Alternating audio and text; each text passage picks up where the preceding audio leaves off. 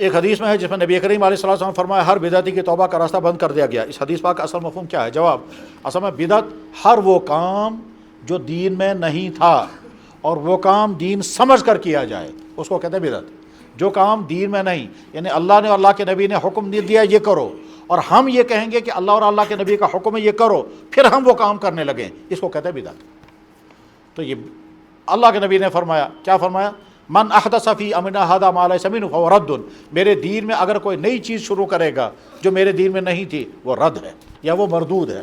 تو اس لیے بدعات نہایت ہی کبیح ترین چیز ہیں ان سے، لیکن ہر چیز کو بدعت بھی نہیں کہہ سکتے، اس میں سمجھنا پڑتا ہے کہ بدعت کی ڈیفینیشن یہ ہے، اس کے بعد اس کو اپلائی کرنا ہے۔ اس اپلائی کرنے میں ہو سکتا ہے کبھی ہم اس چیز کو بدعت بول دیں گے جو بدعت تھی نہیں، اور کبھی ہم بدعت کی ڈیفینیشن غلط کر رہے ہیں اور جو بدعت تھی اس کو بدعت سے باہر نکال دیا کہ یہ بدعت نہیں ہے، تو اس کو اپلائی کرنے میں غلطیاں ہو سکتی ہیں، لیکن بہرحال بدعت کو اللہ کے نبی علیہ السلام نے اپنے دین میں منع کر دیا۔